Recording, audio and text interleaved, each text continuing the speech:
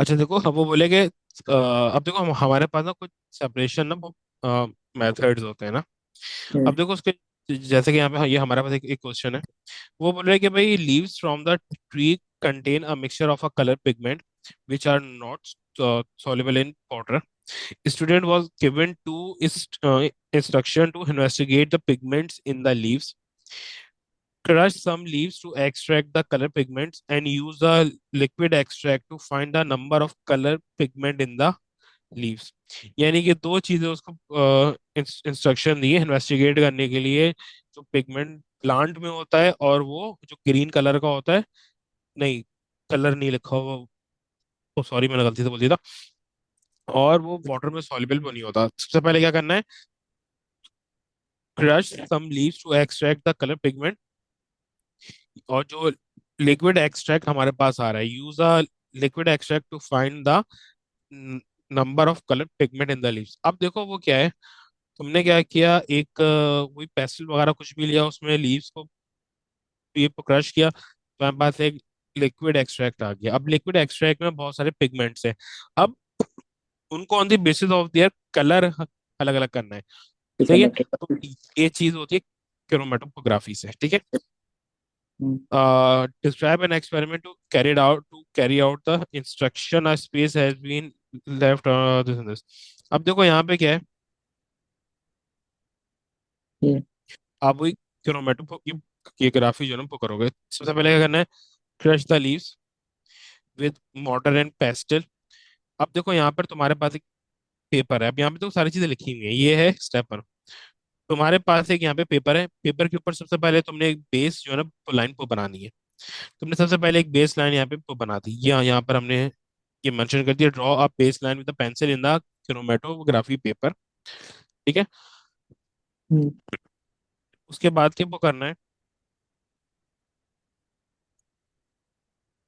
तुमने फिर जो है ना एट वो सेकंड, जो वो सैंपल है वो तुमने ड्रॉप कर देना है उस लाइन के मिड में, using the glass rod at drop of sample on the base line.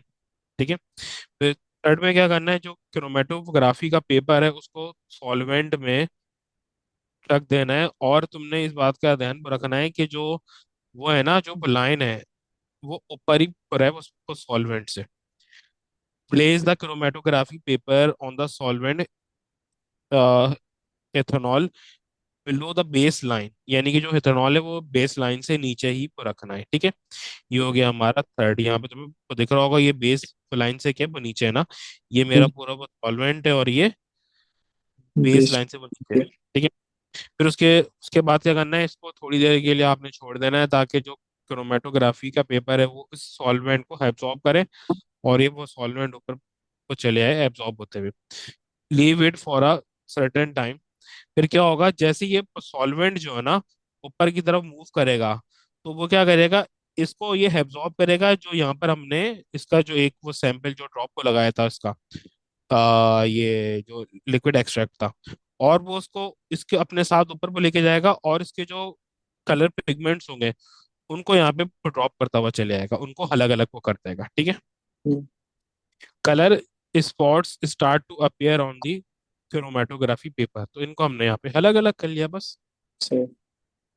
इस तरीके से हमने इनको अलग अलग करना है। ठीक है। तो सर ये 8 मार्क्स का आएगा?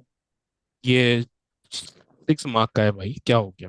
ओ सही सर। इतना अब ये ऐसा भी नहीं है कि तुम जो है ना वो 1 मार्क का बना दो। अच्छा नहीं देखो नहीं, फिर उसके मैं कह रहा बाद, था 8 8 मार्क्स का। नहीं नहीं 8 नहीं सुना, नहीं 6 मार्क का आएगा। सही सही। 8 का होता है ना, उसमें दो क्वेश्चन एक साथ होते हैं, बहुत ही ये रेयर आता है। सही सही। फिर उसके बाद वो बोल रहा है कि भाई a sample of a furniture cleaner contains aqueous sodium chloride and aqueous ammonia and sand. Plan an investigation to obtain a sample of pure water from the mixture. ठीक है। आपने हम्म। प्योर ये वाटर ऑब्टेन करना है mixture से। अब आपके पास mixture में है क्या क्या, आपके पास जो है वो एक बस सोडियम क्लोराइड है, एक हम्म। बस अमोनिया है और वो सैंड है। ठीक है। अच्छा देखो यहाँ पर सबसे पहले क्या करना है, आपने बिल्कुल ही वो सिंपल डिस्टिलेशन करना है ना। सही। आपने सिंपल डिस्टिलेशन से वो क्या होगा। ठीक है। देखो सबसे पहले तो आपने वाटर को अलग करना है, प्योर वाटर को। प्योर वाटर अलग कैसे होगा? यहाँ पे तो आपके पास जो है ना, देखो, अब यहाँ पे तीन चीजें हैं वैसे लिक्विड में, मिक्स ये मिक्सचर में। वाटर है, हम्म। ठीक है, NaCl है, और NH3 है। आप ये करोगे, सिंपल डिस्टिलेशन करोगे, मिक्सचर को बॉईल करोगे। मिक्सचर को बॉईल करने के बाद उसको ठीक। वेपराइज को करोगे। अ, सबसे पहले देखो, सिंपल डिस्टिलेशन में हमारे पास क्या होता है, आप ये जो मेरे पास वो मिक्सचर है, इसको आप क्या करोगे, सबसे पहले बॉईल करोगे। हम्म। बॉईल वो करने के बाद दोबारा कंडेंस को करोगे। अब जब जब आप दोबारा कंडेंस को करोगे तो इन तीनों का कंडेंसेशन पॉइंट अलग अलग होगा। हम्म। वाटर का, NaCl का और NH3 का। तो आप इनको उनके कंडेंसेशन पॉइंट पे ये अलग अलग जो है वो कलेक्ट करते रहोगे, तो ये तीनों अलग अलग आपके पास आ जाएंगे। ठीक है। वाटर तो 100 डिग्री पर सेल्सियस के आसपास आ जाएगा। ठीक। फिर उसके बाद दूसरा क्वेश्चन आपके पास है प्योर। अच्छा, अगर किसी को नहीं पता कि सिंपल डिस्टिलेशन क्या है, डिस्टिलेशन होती क्या है, डिस्टिलेशन में क्या होता है कि आपके पास एक सैंपल होता है, उस एक मिक्सचर होता है, जैसे ये मेरे पास एक मिक्सचर है जिसमें वाटर भी है, ठीक है, ये सैंपल है मिक्सचर का जिसमें ये वाटर भी है, NaCl भी, और NH3 भी है। इसको आप क्या करते हो, हीट करते हो, यानी बॉईल वो करते हो। जब आप इसको बॉईल करते हो तो ये वेपर में वो चेंज हो जाता, ये चेंज जो है वो हो जाता है। देन आप ये वेपर को क्या करते हो, वेपर को आप जो है ना फिर दोबारा कंडेंस वो करते हो। फिर जब आप वो कंडेंस ये वो करते हो ना, तो ये देखो, ये तीनों अलग अलग है। तो इनमें से हर एक जो है वो अपने कंडेंसेशन पॉइंट, यानी कि जो बॉइलिंग पॉइंट और ये कंडेंसेशन पॉइंट दोनों सेम होते हैं, तो ये उसी पे जो है ना वो कंडेंस होगा। और जैसे जो कंडेंस, जैसे फर्ज करो इसका 100 है, ये हम्म। सिर्फ मैं एक एग्जाम्पल के तौर पर बोल रहा हूँ, इसका 100 है। फर्ज करो इसका जो है वो 150 है, और इसका जो है वो 88 है। तो सबसे पहले जो है वो मैंने इनको जो है ना बॉईल कर दिया अप टू 200 डिग्री पर Celsius. Up to 200 degree Celsius मैंने बॉईल को कर दिया। तो ये तीनों जो है बॉईल हो गए, ये पेपर में चेंज हो गए। देन सबसे पहले जो है वो NaCl जो है वो कंडेंस होगा, क्योंकि मैं पहले 200 से जाऊंगा 150 पे, यानी कूल डाउन करूंगा। तो सबसे पहले NaCl वो कंडेंस होगा, उसको मैं कलेक्ट तो कर लूंगा। फिर उसके बाद मैं और नीचे पहुंचाता रहूंगा, वो कूल डाउन वो करता रहूंगा, कंडेंस वो करता रहूंगा, तो उसके बाद वाटर वो कलेक्ट हो जाएगा। उसके बाद NH3 जो है वो कलेक्ट हो जाएगा। तो इस तरीके से ये हमारे पास डिस्टिलेशन होती है। ठीक। अच्छा, फिर उसके बाद सेकंड में वो बोला कि भाई जो वो सैंड है उसको मैं वो कैसे वो अलग करूंगा प्योर को मिक्सचर से। वो तो जाहिर सी बात है, वो फिल्ट्रेशन के जरिए होगी ना। अब हम्म। यहाँ पे इसके जो आपके मिक्सचर था उसमें वाटर, NaCl और ये और सैंड है, सॉलिड खाली जो है आपके पास वो सैंड है, और वो कोई भी नहीं है। हम्म। सही है। तो इसके लिए तो आप वो फिल्ट्रेशन ही करोगे। तो सर अब दूसरा सॉलिड NaCl नहीं? NaCl तो आपने लिक्विड बना दिया ना, वो हाँ तो वो सही। है, पानी में आयनाइज हो जाएगा ना, वो थोड़ी होगा। सही है सर। नहीं, तो ये तो आप बेसिक ये फिल्ट्रेशन कर लोगे, ठीक है। कोई भी अगर वो सॉलिड हो तो उसके लिए आपने फिल्ट्रेशन करनी होती है। और अगर लिक्विड्स को अलग करना है, तो सबको सब डिस्टिलेशन। सेपरेट करना है, तो वो डिस्टिलेशन है। अगर आपने एक लिक्विड को दूसरे लिक्विड से वो अलग करना है, तो वो सिंपल डिस्टिलेशन है। और अगर आपने वाटर किसी सॉलिड को अलग करना है, तो वो आपके पास वो है फिल्ट्रेशन। फिल्ट्रेशन के जरिए होगा। फिल्ट्रेशन के जरिए फिर क्या होता है, जो आपके पास रेजिड्यू आता है उसको आप ये वॉश करोगे डिस्टिल्ड वाटर से, और ड्राई होने के लिए छोड़ दोगे, तो बिल्कुल एक प्योर जो है आपके पास जो है वो सॉलिड आ जाएगा। यानी कि सबसे पहले आप फिल्ट्रेशन करोगे, सही है। सबसे ठीक। पहले आपने वो फिल्ट्रेशन करी। फिल्ट्रेशन करने के बाद आपके पास वो सैंड जो है वो अलग हो जाएगी। जो यहाँ पर वो मिट्टी है, सैंड, वो आपके पास वो सॉलिड वो अलग हो जाएगा। अब उसमें कोई इम्प्योरिटी बनाओ, तो ये चेक करने के लिए, ये वो मेक श्योर करने के लिए इसमें कोई इम्प्योरिटी ना हो, आप इसको जो है ना ये वॉश करोगे डिस्टिल्ड वाटर से, और हम्म। ड्राई होने के लिए छोड़ दोगे फिल्टर पेपर पे। ठीक। सर ये फ्रैक्शनल डिस्टिलेशन। अच्छा देखो, अगर ये हमारे पास कंसंट्रेशन का क्वेश्चन आ जाए ना कि भाई मुझे कंसंट्रेशन फाइंड आउट करनी है, तो मैं किस तरीके से कंसंट्रेशन जो है वो फाइंड आउट कर सकता हूँ। तो देखो, यहाँ पर आपने क्या करना है, सबसे पहले तो आपने क्वेश्चन क्या है, plan an experiment to determine the concentration of ammonia in clean up. अब क्या है, हमें उसमें नहीं जाना। You are provided with aqueous nitric acid of the known concentration, common lab hepatitis. अब उसने कुछ भी नहीं बोला, सिर्फ उसने कहा है कि भाई आपको कोई ये क्लीन अप चीज है, उसमें आपको अमोनिया की कंसंट्रेशन जो है ना वो फाइंड आउट करनी है। उसके लिए आपको दिया हुआ क्या है, वो जो भी वो लैब के ये हेपेटाइटिस होते हैं वो है, और उसके साथ साथ जो है ना नाइट्रिक एसिड दिया हुआ है जिसकी कि वो कंसंट्रेशन 1 हो। ठीक है। अब देखो ये आपके पास वही वाला है जो टाइट्रेशन करते थे ना, वही आपने करना है। ठीक है, जो टाइट्रेशन वाला ये प्रोसेस हमको करते थे। ठीक है। अच्छा देखो इसके लिए आप होगा क्या, मैं आपको एक, अच्छा देखो यहाँ पर आपके पास दो चीजें हैं, एक तो आपके पास सॉल्यूशन है। ठीक है, एक तो आपके पास सॉल्यूशन है ये क्लीन अप का। ठीक है, और दूसरा आपके पास जो है ना वो एक क्लीन अप का सॉल्यूशन है, और एक आपके पास नाइट्रिक एसिड है नॉन कंसंट्रेशन का। तो इसमें एक जो चीज हमसे गलती होती है ना, हमें ये समझ नहीं आता कि हम हमें प्यूरिट में क्या लेना है और फ्लास्क में क्या लेना है। देखो जिस चीज की मैंने मुझे कंसंट्रेशन पता है, जिस चीज की मेरे को कंसंट्रेशन पता है वो मैं लूंगा प्यूरिट में। सही। प्यूरिट में HNO3 होगा। ठीक है, क्योंकि मुझे इसकी कंसंट्रेशन पता है, नॉन कंसंट्रेशन, मुझे इसकी कंसंट्रेशन को पता है। जिसकी कंसंट्रेशन मैंने मालूम करनी हो वो मैं लेता हूँ, क्लीन अप की करनी थी ना मालूम, तो वो मैं फाइंड आउट करनी थी, तो वो मैंने यहाँ पे लिया। इसकी कंसंट्रेशन फाइंड आउट करनी है, तो जिसकी कंसंट्रेशन मैंने वो फाइंड आउट करनी हो वो मैं लेता हूँ फ्लास्क में, कॉनिकल फ्लास्क में। और जिसकी मैंने वो कंसंट्रेशन, जिसकी मुझे कंसंट्रेशन पता हो, अच्छा देखो इसका मुझे वॉल्यूम जो है ना वो नोन होगा, इसका वॉल्यूम मुझे वो नोन होगा। जैसे फर्स्ट को मैं 25 cm³ ले रहा हूँ, और इसका जो है ना वॉल्यूम अननोन होगा। तो ये दोनों में वो फर्क है। ठीक है, इस बात को ध्यान में वो रखना कि इसकी कंसंट्रेशन, मुझे जो चीज मैं प्यूरेट में लेता हूँ उसकी कंसंट्रेशन पता होती है, और उसका वॉल्यूम जो है वो अननोन होता है, वॉल्यूम अननोन होता है। और जो चीज मैं कॉनिकल फ्लास्क के अंदर वो लेता हूँ उसका वॉल्यूम मुझे जिसका पता हो और कंसंट्रेशन ना वो पता हो, तो उसको मैं कॉनिकल फ्लास्क में जो है ना बोलूंगा। ठीक है, तो अब ये मैंने इसमें ये क्लीन अप डाल दिया, क्लीन अप में NH3 है। इसमें अब मैं क्या करूंगा, इंडिकेटर जो है ना वो इंडिकेटर ऐड करूंगा। इंडिकेटर क्या करेगा, इसका जो वो कलर है उसको चेंज वो कर देगा। ठीक है, अब मैं क्या करूंगा, ऊपर से ये HNO3 में इसमें ड्रॉप बाय साइड वो करता रहूंगा। ठीक है, ड्रॉप बाय साइड वो करता रहूंगा। जैसे फर्ज करो इतना मैंने ये वॉल्यूम लिया था और इतना जो है ना वॉल्यूम हो गया, मैं इसमें HNO3 ऐड तो करता रहा ये क्लीन अप में ना, तो उसका कलर चेंज ये होता रहा, लेकिन वो कलर टेम्पररी होगा, क्योंकि ये क्लीन अप जब तक पूरा खत्म नहीं ये हो जाएगा उस वक्त तक जो है इसका कलर ये परमानेंटली चेंज नहीं होगा ना।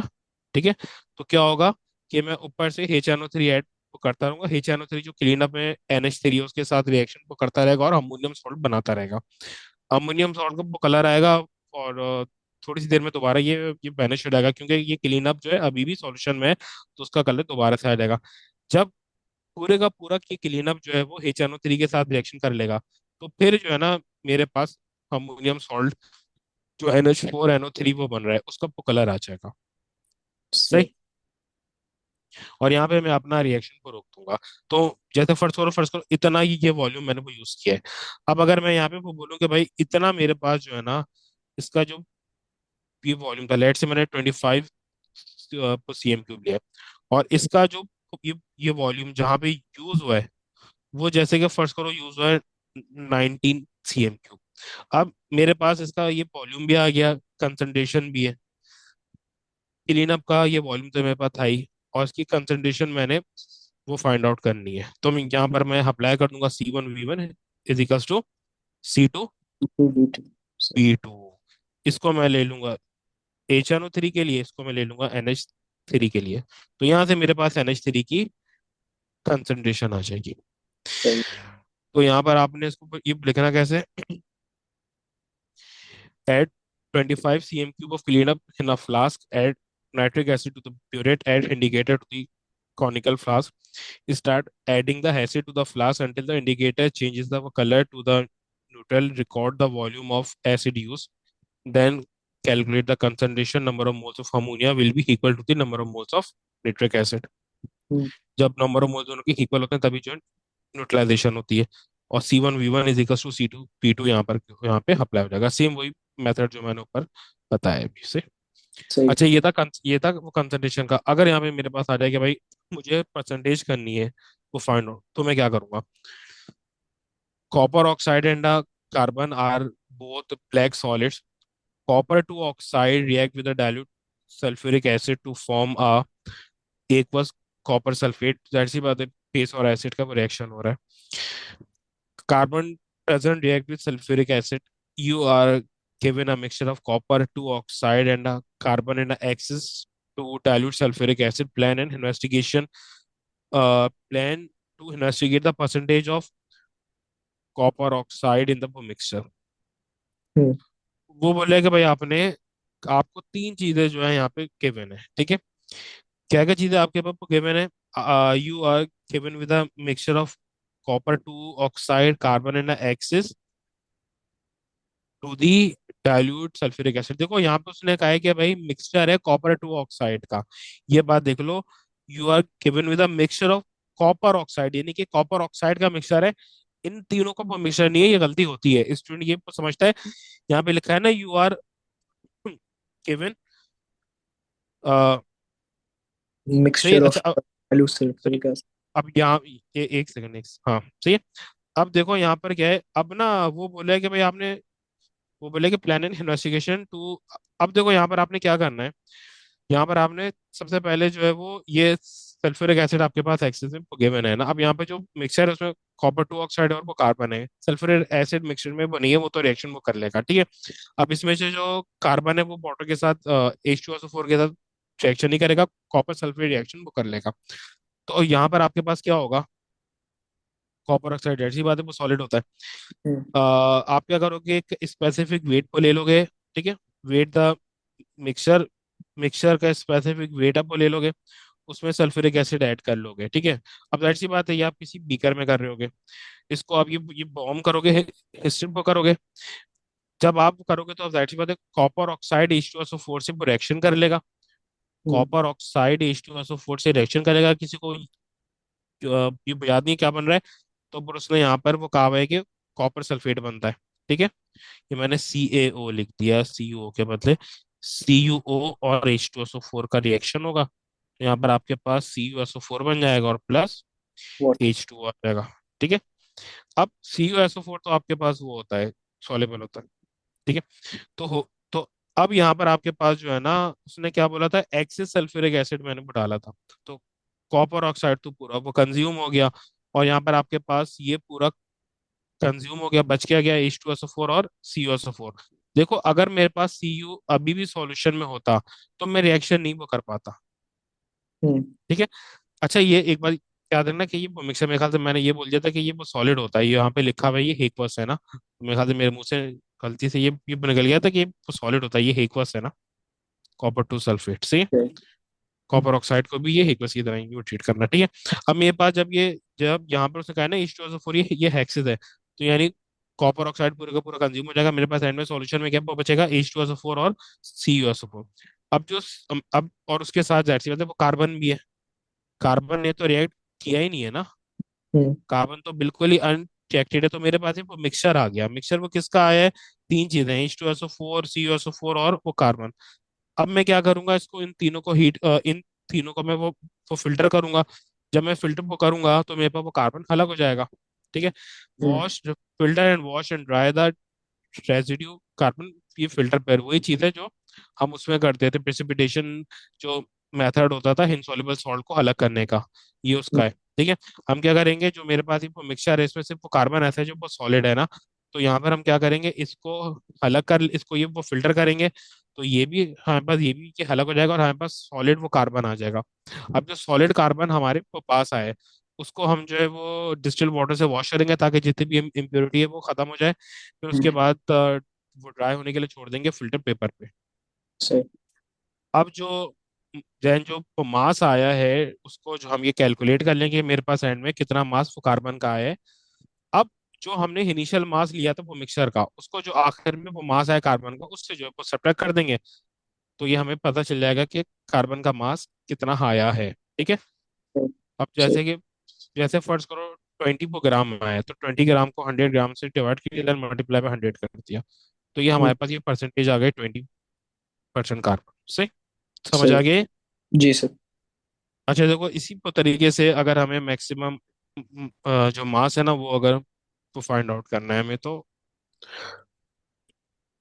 अच्छा देखो, जैसे वो यहाँ पे बोले ना कि अब हमारे पास जो मास है वो कैसे करेंगे ना कैलकुलेट। तो देखो वो बोल रहा है कि भाई उसने हमें वो क्वेश्चन किया था, तो पहले तुम्हें ये एनालाइज करना है। Calcium burns in air to form calcium oxide. The reaction is vigorous, and some of the calcium oxide can be lost as smoke. Plan an investigation to determine the maximum mass of oxygen that combines to form the calcium oxide when 2 grams of granules, uh, uh, 2 grams calcium granules burned in air. You are providing with the common lab method and the calcium granule. देखो जहाँ पर भी ये granules वगैरह लिखा हो या lump वगैरह लिखा हो ना, तो हम्म। आपने सबसे पहले पहले स्टेप में इनको ऐसे क्रश होगा। पाउडर फॉर्म में करना होता है, yes, through the modern and pastel. अब वो क्वेश्चन क्या है कि आपने मैक्सिमम मास निकालना है वॉल्यूम का जो हमें चाहिए, टू 2 ग्राम कैल्शियम को बर्न करने के लिए, कंप्लीटली बर्न करने के लिए। अब यहाँ पर सबसे पहले आप क्या करोगे, वही आप use mortar and pestle to crush calcium granules to increase the surface area, ठीक है, ताकि आपका रेट ऑफ रिएक्शन जो है वो फास्टर हो, ठीक है।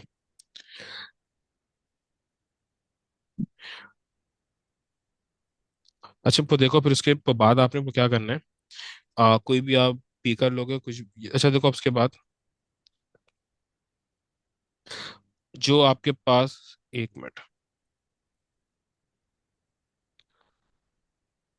अच्छा फिर ये देखो, आप क्या वो करोगे, जो फिर आपके पास अभी पाउडर कैल्शियम है इसको आप ये क्रूसिबल में जो है वो ऐड कर दोगे, और वो ये क्रूसिबल को जो है वो लिड से कवर वो कर दोगे, ताकि आपको कुछ भी कैल्शियम ऑक्साइड जो है वो लॉस ना हो ना, क्योंकि कुछ ये कैल्शियम ऑक्साइड स्मोक की फॉर्म में लॉस ये हो जाता है। फिर आप क्या करोगे, हीटिंग स्टार्ट वो करोगे, ऑक्सीजन वो पहले से है, ठीक है।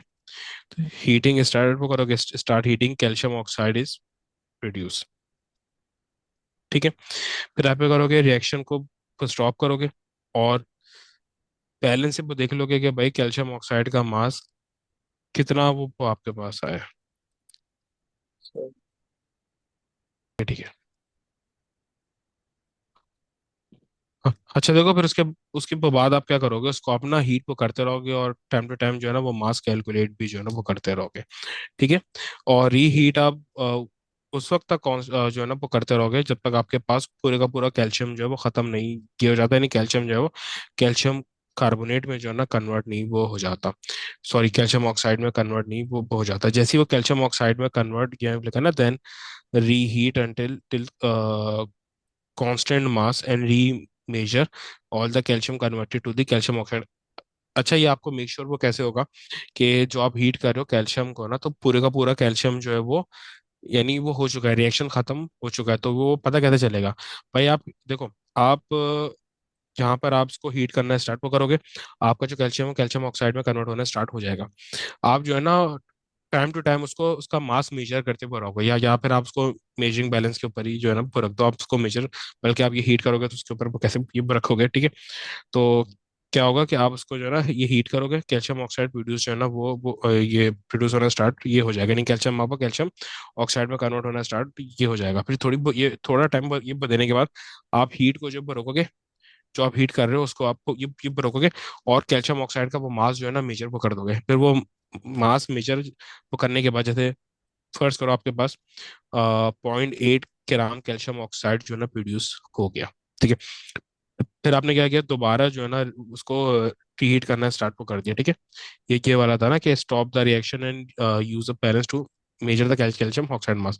देन फिर आप उसको दोबारा हीट करना स्टार्ट को कर दोगे, और इसको हीट, अच्छा इसको जब आप ये हीट को करते रहोगे, और उसके साथ साथ ना आप रिएक्शन को रोकते भी रहोगे, और जो है ना जो मास है वो आप देखते भी रहोगे कि वो कितना आ रहा है वो कैल्शियम ऑक्साइड का। जैसे कि फर्स्ट करो आपने फिर दोबारा हीट किया, फिर आपने जी। दोबारा हीट किया और फिर उसका मास चेक किया तो वो आ गया 2 ग्राम। फिर आपने दोबारा हीट किया तो वो आ गया 2.8 ग्राम। फिर आपने दोबारा हीट किया, दोबारा रिएक्शन को रोका तो फिर वो दोबारा 2.8 ग्राम आ गया। तो अब यहाँ पर आपका जो वो मास है वो कांस्टेंट हो गया, यहाँ पर जो आपका वो मास है वो क्या हो गया, वो कांस्टेंट हो गया 2.8 ग्राम पे, वो कांस्टेंट हो गया। तो इसका वो मतलब क्या है कि पूरे का पूरा कैल्शियम जो है वो कैल्शियम ऑक्साइड में कन्वर्ट हो गया, जितना भी वो हो सकता था। देन यहाँ पर आपका जो है ना कैल्शियम ऑक्साइड का वो मास आ गया 2.8 ग्राम। और आपने वो कैल्शियम का मास वो कितना लिया था, 2 ग्राम। तो आप क्या वो करोगे, कैल्शियम ऑक्साइड के मास को 2.8 ग्राम को कैल्शियम के मास जो आपने ये लिया था उससे सब्ट्रैक्ट करोगे, तो यहाँ पर आपके पास ऑक्सीजन का मास आ जाएगा 0.8 ग्राम। ये ऑक्सीजन का मास आ गया आपके पास। ठीक है। Finally subtract 2 gram from calcium oxide, final result from the final result, then the rest will be the mass of the oxygen। ठीक है। हम्म, अच्छा, फिर इसी को तरीके से जैसे अगर आपने सॉलिबिलिटी मेजर करनी हो तो देन ये हो सका आप क्या वो करोगे। Potassium chloride is a salt that dissolves in water. The solubility of a salt is the mass in grams of a salt that dissolve in 100 cm cube of water at a particular temperature. वो बोले कि sodium potassium chloride एक salt है जो कि water में dissolve हो जाता है। ठीक है। The solubility of a salt is the mass in gram of salt, यानी कि उसने से ये बताया कि सॉल्बिलिटी क्या है ना। Plan and investigation to determine the solubility of potassium chloride in 40 cm cube water, sorry, in water of a 40 centigrade, यानी कि जब उसका जो है वो टेम्परेचर 40 डिग्रीज का, you are provided with a potassium chloride in the common lab apparatus. अच्छा, अब देखो आप क्या वो करोगे। आप यहाँ पे सबसे पहले आप जो है ना 100 cm क्यूब जो वाटर, ये वाटर जो है ना मेजर को करोगे उसको, सही है। और उसमें आप क्या करोगे, एक पीकर जो है ना ये ले लोगे, यानी जिसको आपने हीट करना है। ठीक है, आप 100 cm क्यूब वाटर बोलोगे। 100 cm क्यूब वाटर को आप ये मेजिंग सिलेंडर के जरिए मेजर को करके किसी बीकर या कंटेनर में वो डाल दोगे। फिर आप इसको 40 डिग्री सेल्सियस तक हीट करोगे और उसमें पोटेशियम हाइड्रोक्साइड ऐड को करोगे जब तक सैचुरेशन पोटेशियम पॉइंट। जब तक वो उसका मैक्सिमम आपको पता चल जाए कि भाई अभी ये डिजोल्व नहीं हो रहा। और अब चाहिए ये मेक श्योर कैसे वो करोगे, आप उसको हिस्टर को करते रहोगे, मिक्स जो है ना करते रहोगे। देन एट द एंड आप उसको वो फिल्टर को कर लोगे। फिल्टर को करने के बाद जो पोटेशियम हाइड्रोक्साइड डिसॉल्व हो गया था वो जो है वो अलग हो जाएगा, और जो सॉलिड कैल्शियम ये क्लोराइड को रह गया था वो अलग हो जाएगा। देन आप क्या करोगे, evaporate filtrate to the dryness. अब यहाँ पर आप उसको ये देख लोगे कि वो कितना वो हुआ है, ड्राई हुआ है। क्योंकि जाहिर सी बात है, अब सही अब आप ये देख लोगे कि वो कितना ड्राई हुआ है, यानी कि जो आपके पास सॉल्यूशन में कितना जो है वो सॉल्युबल है, वो ये इसमें वो हुआ है। तो उसको चेक करने के लिए आप क्या करोगे, जो आपके वो सॉल्यूशन आया है उसको आप जो है वो एवोपरेट पे करोगे, और वो ड्राई जो है ना वो हो जाएगा। फिर जो आपके पास ड्राई वो सॉलिड आएगा उसको आप मेजर पे कर लोगे कि भाई ये कितना जो है वो मेरे पास सॉल्युबल हुआ है। तो दोबारा से एक्सप्लेन कर रहा हूँ। नहीं, देखो, सबसे पहले आप समझ वो आ करो, गया ये। एक सेकंड एक सेकंड। सबसे पहले आप 100 cm क्यूब जो पाउडर उसको आप जो है ना ये मेजर करके बीकर में डालोगे, उसको 40 डिग्री सेल्सियस तक हीट करोगे। देन उसमें पोटेशियम हाइड्रोक्साइड ऐड करोगे और उसको स्टिर पकड़ते रहोगे, ताकि और ये हो सकता करोगे जब तक वो सारे के सारे डिजोल्व ना हो जाए। फिर उसके बाद आप उसको ये फिल्टर करोगे। जो आपके पास डिजोल्व ये हो गया, जो सॉल्यूशन आ गया, उसको आप ये हीट करोगे, पूरा हीट करके ड्राई को कर लोगे। और जो ड्राई को करने के बाद जो ड्राई आपके पास आया है उसका जो मास है वो मेजर कर लोगे। तो ये आपके पास आ जाएगा कि भाई इतना जो है ये सॉल्युबल हुआ है।